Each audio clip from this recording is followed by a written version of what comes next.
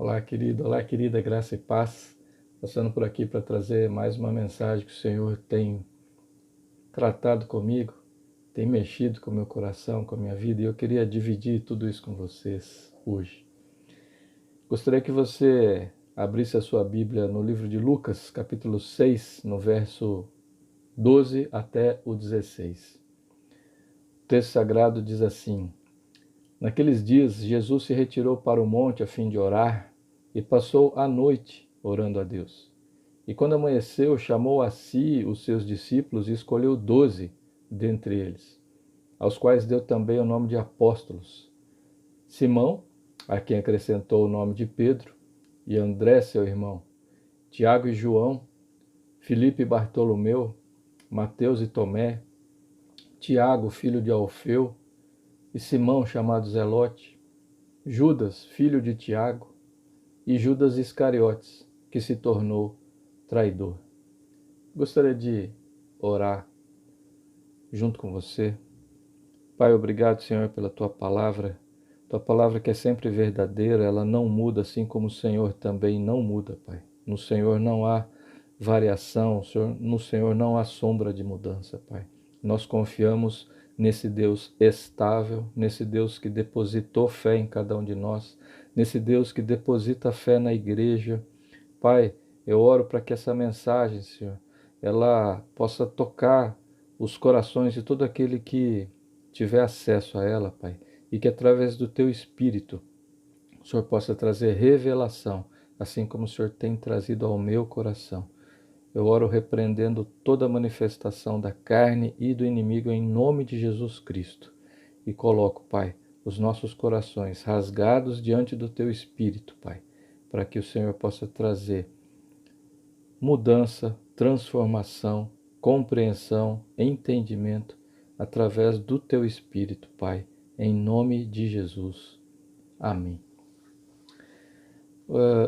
O tema da mensagem hoje eu dei o nome o seguinte: até que a morte os separe ou a vida os ajunte. O tema, na verdade, ele tem a ver com a palavra compromisso. E quando a gente fala compromisso, a gente sempre relaciona o termo compromisso juntamente com a situação de um relacionamento, né? E o que é um relacionamento? Pelo dicionário, né? Nada mais é do que um envolvimento entre pessoas, envolvendo amizade, interesse, amor, sexo, interação entre pessoas. Isso basicamente é a definição de relacionamento. E nesse contexto do relacionamento, o compromisso ele está inserido nele, né? Você pode ter relacionamento com pessoas, mas você pode escolher se você vai se comprometer com essas pessoas ou não. Isso depende de uma escolha pessoal, de uma escolha minha e sua. E esse texto que a gente acabou de ler, eu consigo enxergar, por exemplo, o compromisso de Jesus com Deus.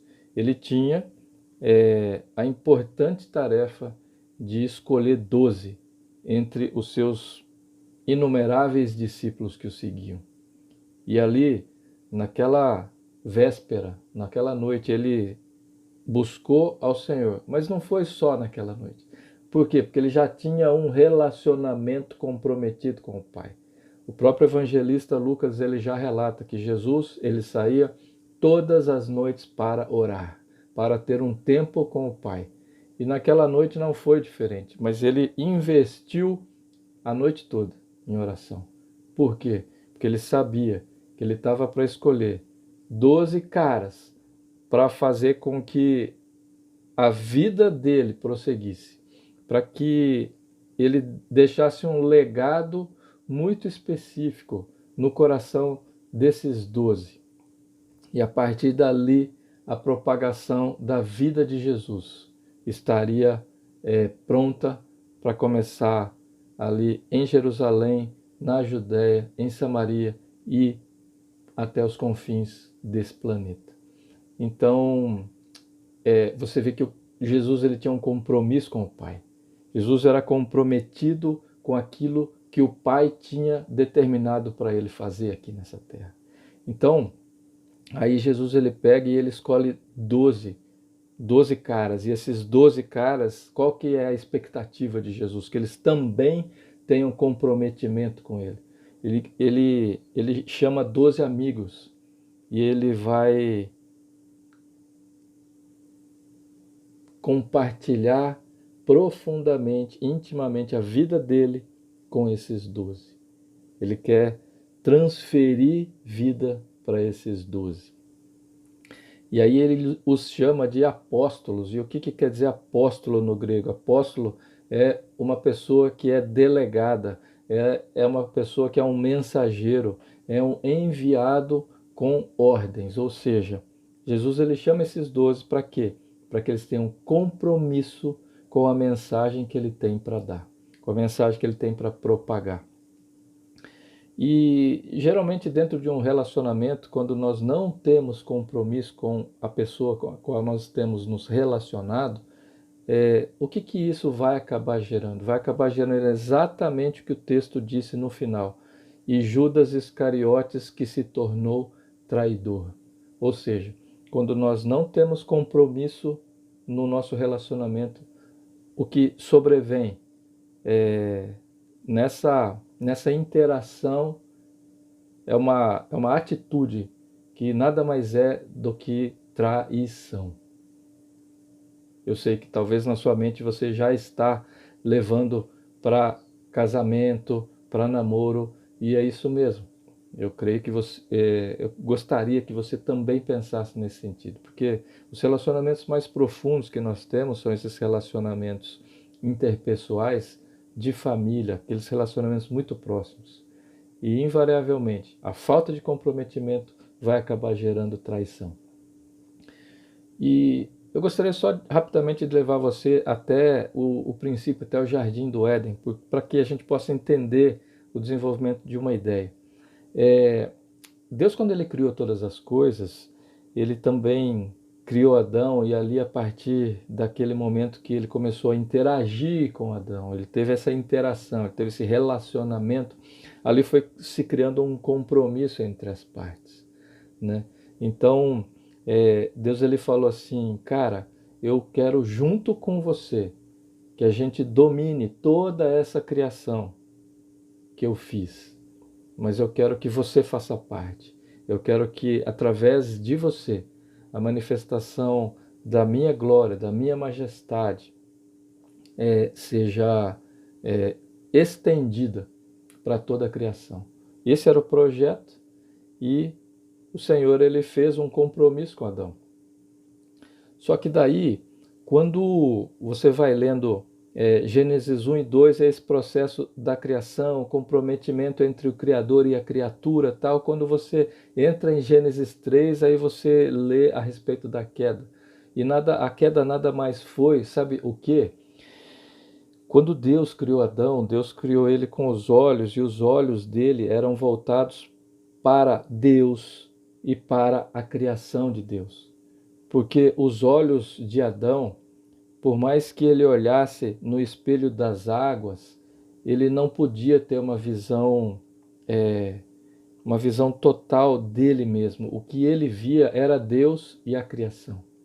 E a queda nada mais é do que quando, induzida pela serpente, a Eva começa a tirar os olhos de Deus e começa a tirar os olhos da criação e começa a voltar os olhos para si mesma. E a partir desse momento se dá início a todo o processo do pecado. O pecado nada mais é do que deixar de olhar para Deus, deixar de olhar para a criação e começar a olhar para mim mesmo. E olhar para mim mesmo é algo que vai me alimentando a afastar cada vez mais e mais os meus olhos do Senhor. Então, eu queria que você compreendesse isso, porque vamos ler comigo aqui, Gênesis 3, do verso 6 a 7. Gênesis 3, do verso 6 ao 7. A palavra diz assim: vendo a mulher que a árvore era boa para se comer, agradável aos olhos, e árvore desejável, ou seja, meu desejo, para dar entendimento, tomou do seu fruto e comeu, e deu também ao marido, e ele comeu. E olha o verso 7. Então os olhos de ambos se abriram, percebendo que estavam nus. Costuraram folhas de figueira e fizeram cintas para si. Então você percebe, o texto ele é muito claro.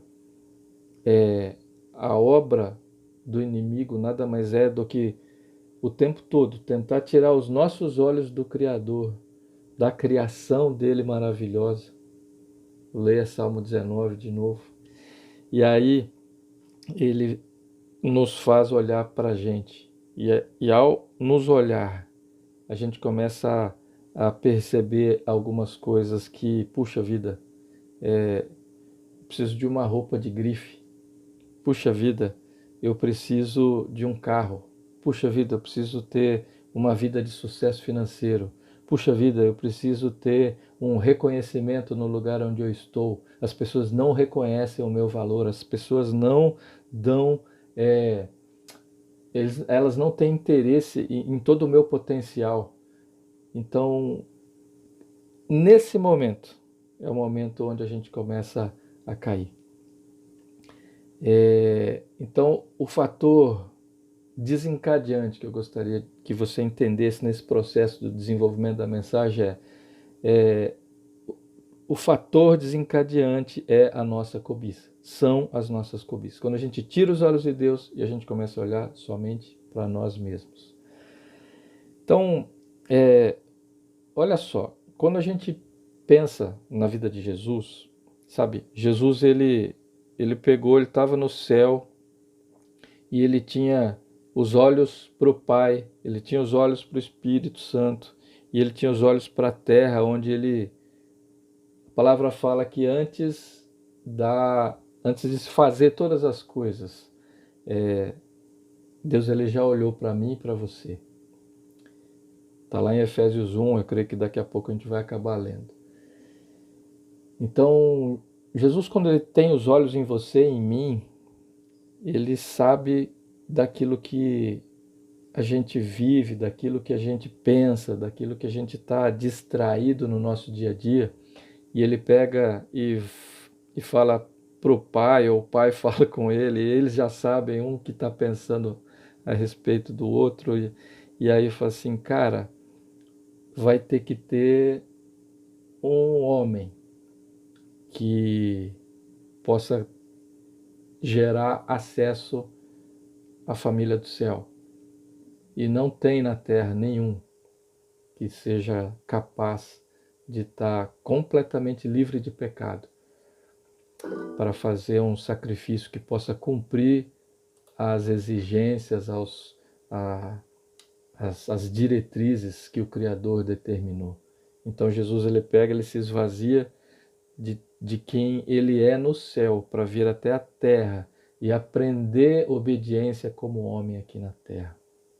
Então, Jesus, quando ele vem, ele dá uma receita de como ter um relacionamento com Deus, conforme Deus espera de nós. Por quê?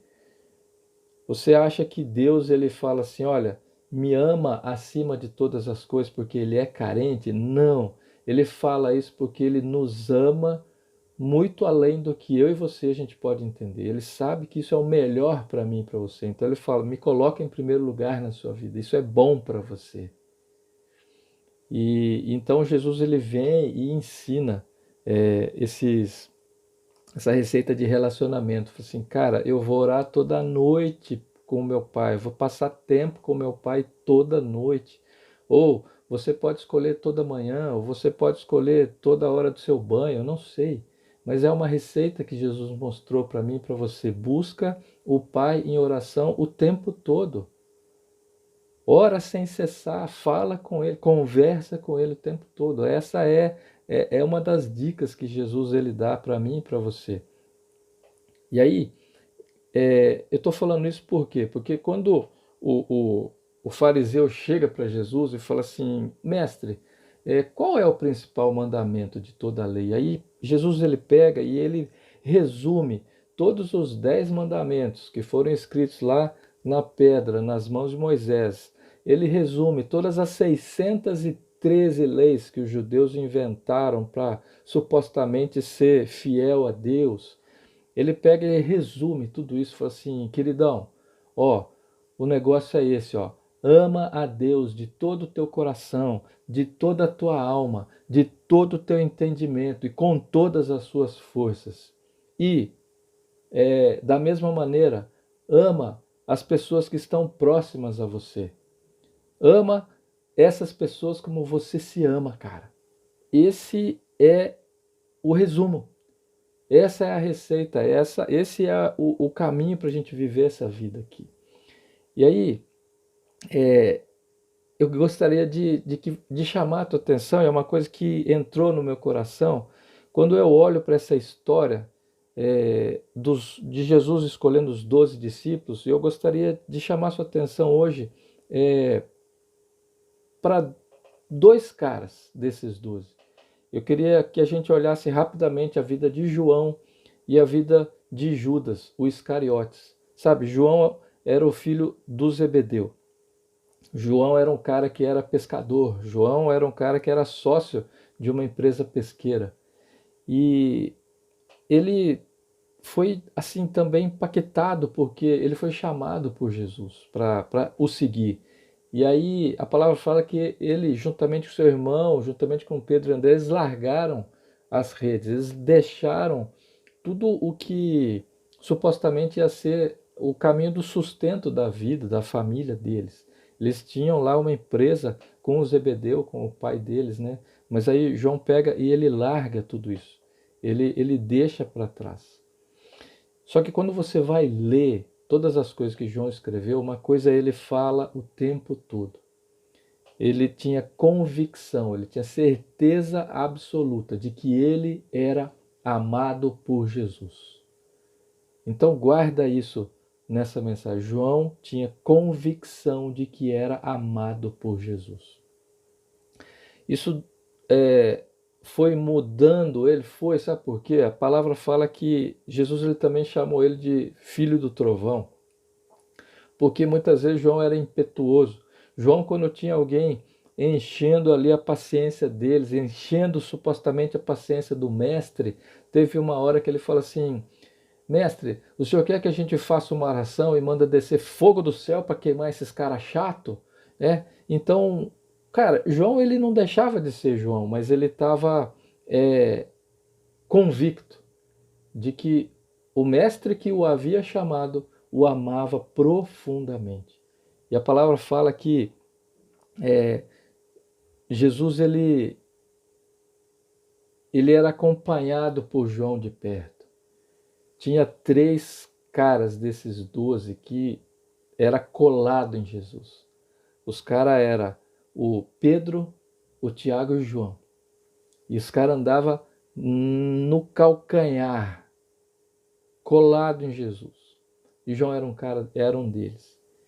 E aí tem aquela passagem ali na última ceia, na ceia de Páscoa, onde fica aquela questão, Jesus ele pega e fala assim, olha, um de vocês vai me trair, pessoal.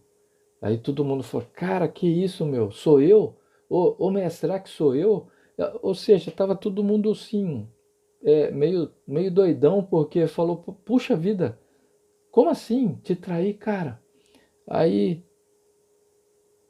a palavra fala que João estava muito pertinho de Jesus. A palavra fala que João estava com a cabeça recostada no peito de Jesus.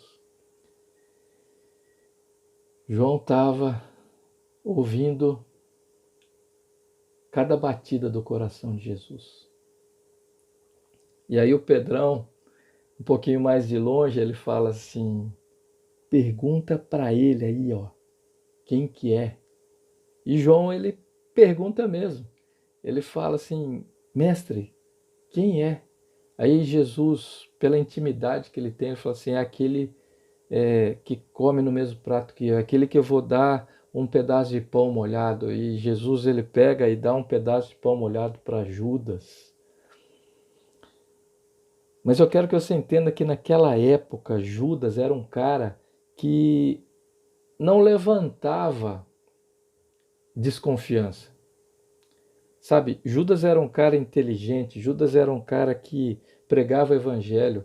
Judas, através dos relatos dos evangelhos, você vai ver que ele estava no meio dos 12 que foram empoderados. Para quê? Para pregar o evangelho, para curar os doentes, para fazer milagres, para expulsar demônios. Judas, ele participou disso. Judas, ele fez todas essas coisas. Judas, ele andou 3 anos e meio no ministério de Jesus, ouvindo cada ensinamento, vendo cada milagre, experimentando junto com Jesus a alegria de ver pessoas sendo limpas, pessoas sendo libertas, sabe? Judas, ele participou de tudo isso. E outra, dentre os 12, quem mais tinha entendimento financeiro da questão ali de cuidar do dinheiro, cuidar da grana, porque o ministério de Jesus ele era amparado, e a palavra fala que tinha muitas mulheres que ajudavam o ministério de Jesus. E quem é que cuidava das finanças? Era Judas, cara. Judas ficava com a bolsa de toda a coleta. Ele que liberava grana lá para comprar pão, para comprar peixe. O negócio era com ele, o controle financeiro era com ele. Então, você vê que assim, Judas, mesmo ali na última ceia, cara, ninguém entendeu. Quando Jesus falou assim, deu o bocado de pão molhado no molho para ele, a palavra fala que Satanás entrou nele. Mas aí, olha só, quando a ficha cai, depois de que todas as coisas acontecem, João escreve assim, Judas ele estava com a bolsa do dinheiro e ele roubava. Então, entenda que, assim como Deus te amou primeiro, Deus me amou primeiro, o coração dele se abriu primeiro para nós. Da mesma maneira, funciona na nossa vida com o diabo. Se o nosso coração, por algum motivo, se abrir para Satanás, aí ele vai ter autorização para entrar no nosso coração e fazer com que a gente tenha atitudes que são gerenciadas por ele. Então, a vida do Judas, a porta do coração que foi aberta, foi a da ganância, foi a da cobiça pela riqueza, pela prata. E foi a mesma motivação que levou ele a romper a relação com Jesus. E lá na frente, você vai ver que a relação mais íntima que alguém pode ter nessa terra, antes de conhecer a Jesus, é a relação consigo mesmo. Por isso, quando Jesus ele fala assim, ama o teu próximo como você ama a você mesmo, ele fala assim, cara, essa relação que você tem com você mesmo é uma relação que é a mais íntima que você tem, é a mais íntima que você experimenta. Por quê? Cara, você vai dormir com você mesmo e quando você acorda com você mesmo. Você passa o seu dia inteiro fazendo as suas coisas junto com você mesmo. Essa é a relação mais íntima. E lá no final, quando a palavra fala que Judas, quando ele percebe que Jesus foi condenado, a palavra fala que ele sentiu remorso no coração dele. Então, quando ele cai em si, ele joga as pratas dentro do templo e ele vai se enforcar. Naquele momento, sabe o que ele faz? Ele quebra o relacionamento dele com ele mesmo. Ele, ao invés de voltar para aquele que é amoroso, misericordioso, suficiente para dizer assim, cara, eu te perdoo, ele não teve capacidade para ir de volta para Jesus e falar assim, cara, me perdoa. A escolha de Judas, o coração dele tinha se fechado de tal maneira que ao invés dele chegar para aquele que tem a vida, para aquele que é a própria vida, que é Jesus Cristo, ele preferiu se exterminar, porque o remorso é uma tristeza que muitas vezes faz a gente tomar decisões que chega ao ponto da gente cometer suicídio, sabe?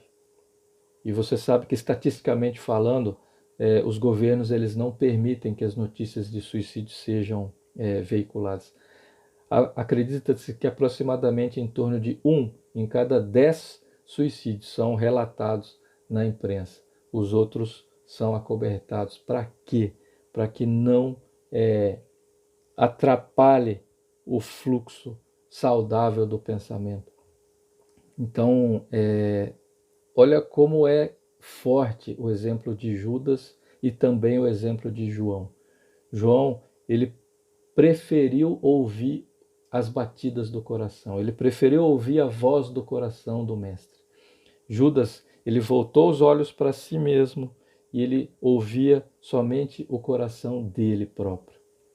E no momento mais agudo da vida dele, ele resolve separar, ele resolve extinguir com essa relação mais íntima que a humanidade experimenta, que é a relação consigo mesmo, cometendo suicídio. Então você sabe que a palavra ela afirma que Judas ele foi para o inferno. Deixa eu ver se eu acho aqui. João 17:12. Na oração sacerdotal, né, de Jesus ele fala assim: quando eu estava com eles, com os discípulos, guardava-os no teu nome que me deste. Eu os protegi e nenhum deles se perdeu, exceto o filho da perdição, para que se cumprisse a Escritura. Quando Jesus fala, nenhum deles se perdeu, exceto o filho da perdição, ou seja, Judas, significa que todos estão encaminhados para o céu, mas esse aqui se perdeu para o inferno. Atos 1:25. Aquele momento que os apóstolos se juntaram para fazer o sorteio que deu a escolha de Matias para suprir o lugar de Judas. A palavra diz assim: para preencher a vaga neste ministério apostolado, do qual Judas se desviou, indo para o seu próprio lugar. A palavra fala, Jesus ele fala assim: queridos, eu estou indo para o meu Pai e eu vou preparar para vocês um lugar. Ou seja, Jesus ele fala assim: todo aquele que crê em mim, todo aquele que tiver salvação eterna pela graça que meu Pai concedeu para cada um de vocês por intermédio da minha vida, eu estou preparando lugar para vocês para morar junto com o meu Pai, para morar junto comigo, para morar junto com o Espírito Santo. E quando a palavra fala assim, indo para o seu próprio lugar, quer dizer o quê? Que Judas ele foi para um lugar onde Deus não está, ou seja, Judas foi para o inferno. Então, querida, a palavra é forte, a palavra é um alerta muito grande para mim e para você. Por quê? Porque o remorso, ele é muito diferente do arrependimento. O arrependimento, basicamente, ele tem 3 passos. Ele tem o passo da mudança da mente, ele tem o passo da mudança de sentimento e ele tem o passo da mudança da vontade. A mudança da mente nada mais é do que eu olhar, quando eu olho para a minha vida conforme o Senhor me provoca a olhar, eu começo a olhar para mim e começo a enxergar os meus defeitos, os meus pecados, as minhas atitudes que desagradam a Deus. E tem muitas delas que eu sei quais são, assim como você também sabe quais são, as suas atitudes, os seus pensamentos que desagradam a Deus. Então, quando nós encontramos com Jesus de verdade, ele nos provoca, ele nos mostra os nossos defeitos, os nossos erros que a gente comete, que muitas vezes a gente tem uma dificuldade tremenda, porque Jesus ele já fala, cara, você é bom pra caramba para enxergar cisco no olho dos outros, ou seja, a gente é especialista em enxergar defeito na vida dos outros, mas quando é com a gente tem uma dificuldade absurda de enxergar, ele fala um tronco nos olhos, ou seja, cara, é assim, eu e você, nós somos assim, é difícil de enxergar o meu defeito, sabe? Onde é que eu erro, onde é que eu piso na bola. E aí, quando o arrependimento chega, cara, Jesus, eu reconheço que eu estou errado, eu reconheço que eu estou mandando mal, eu reconheço que eu, eu não estou indo bem nos meus relacionamentos. Eu reconheço que eu estou entrando num caminho de traição, eu estou traindo pessoas que estão ao meu redor, que estão convivendo comigo. E aí, muitas vezes, querido, querida, pode ser até que você já está passando por esse passo. E glória a Deus por isso, porque só isso já é um grande passo. Você reconhece, eu e você reconhecemos os nossos erros, a gente os confessa e a gente tem o segundo passo. A gente começa a ter uma mudança de sentimento. Ao invés daquelas atitudes e pensamentos provocarem prazer em nós, elas começam a provocar tristeza. E eu vou te falar uma coisa, Judas sentiu tristeza. Judas, quando ele viu o mestre dele sendo apanhado, preso, ele viu que ele tinha que, cara, nossa, o que que eu fiz? O que que eu fiz, velho? Aí ele pega e é capaz de devolver as moedas, jogar as moedas de prata embora. Tão triste que ele estava. Agora o terceiro passo é a mudança da vontade. E qual que é esse passo? É quando eu penso coisas que desagradam a Deus, quando eu faço coisas que desagradam a Deus, quando eu cometo traições, tanto para Deus quanto para aquele com os quais eu convivo, que seja marido, que seja esposa, que sejam filhos, que sejam pais, nas mais diversas situações, âmbitos, circunstâncias, traições de qualquer natureza, eu mudo a minha mente, eu mudo o meu sentimento e eu mudo a minha vontade como? Eu decido que eu não quero mais fazer isso. E a partir do momento que eu decido não fazer mais isso, eu vou além disso. Além de parar de fazer isso, eu vou inverter o caminho, eu vou fazer o caminho oposto. Aquilo que antes eu pensava mal, aquilo antes eu fazia mal. Quando eu falo mal, eu falo desagradando a Deus e desagradando às pessoas que me cercam, que fazem parte do meu convívio. Eu passo a andar em caminho oposto. Ou seja, se eu roubava, eu paro de roubar e aí eu vou restituir e eu vou abençoar a vida de pessoas. Se antes eu cometia adultério, eu paro de cometer adultério, eu vou passar a olhar para as pessoas como filhos e filhas amados de Deus e vou ajudar pessoas a restaurarem seus relacionamentos. Então, toda essa questão do arrependimento em 3 passos é interessante para que eu e você, a gente analise a nossa própria vida e ver se todas essas coisas estão sendo provocadas em nós por causa de um encontro verdadeiro que nós tivemos e temos tido com Deus, com Jesus todos os dias, auxiliado pelo Espírito Santo de Deus.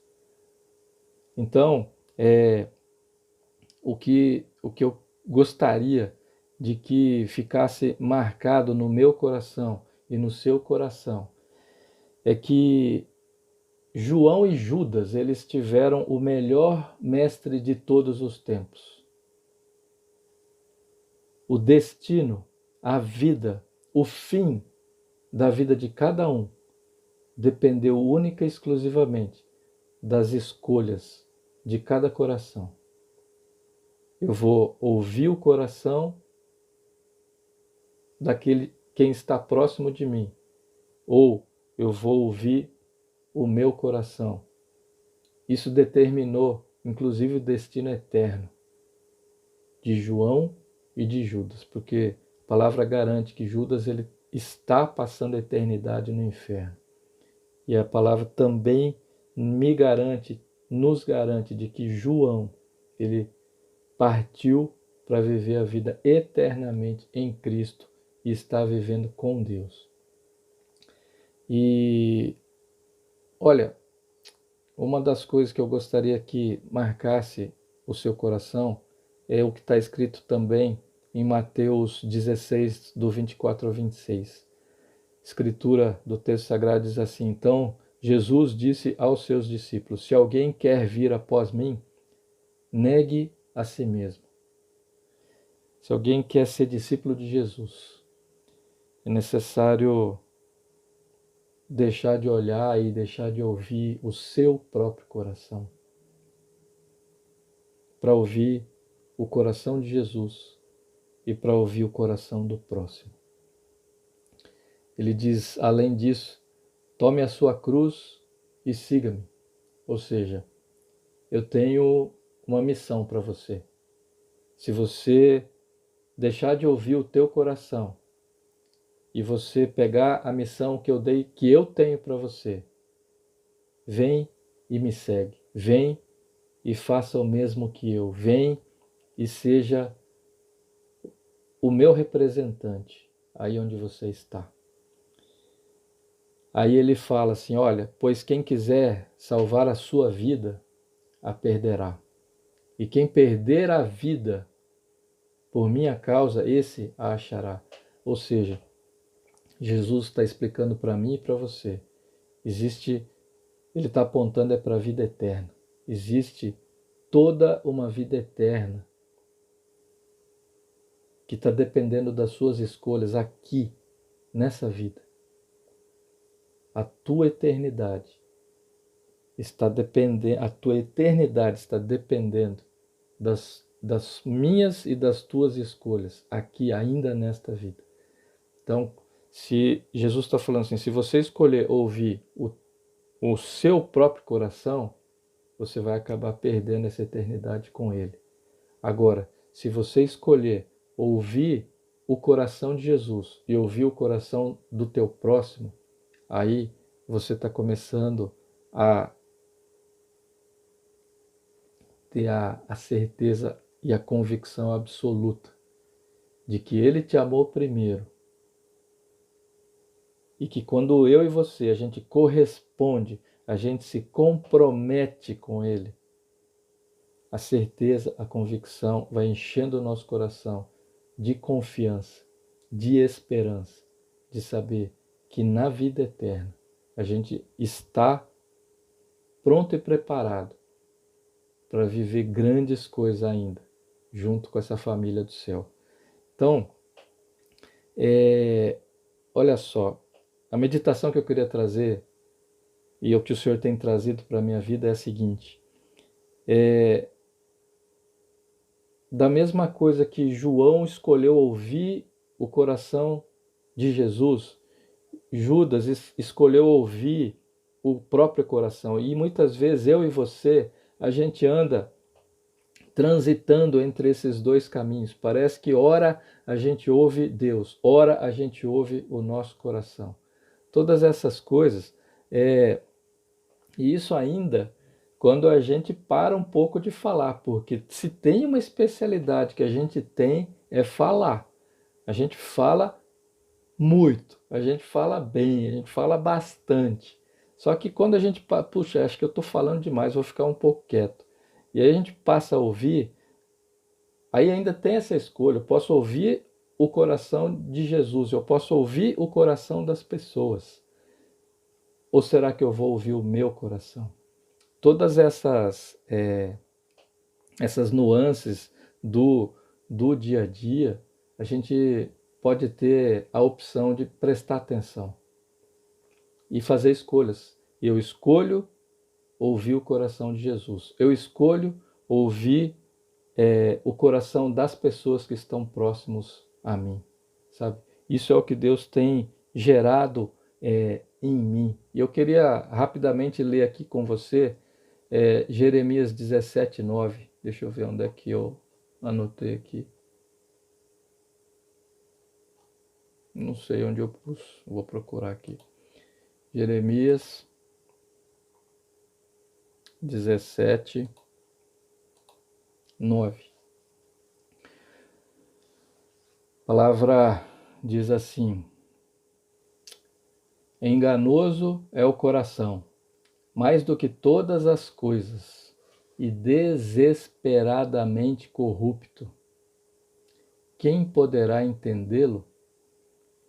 Então, quando eu e você, a gente tem certeza de que essa escritura, ela é verdadeira, esse versículo é verdadeiro, o meu coração me engana mais do que todas as coisas.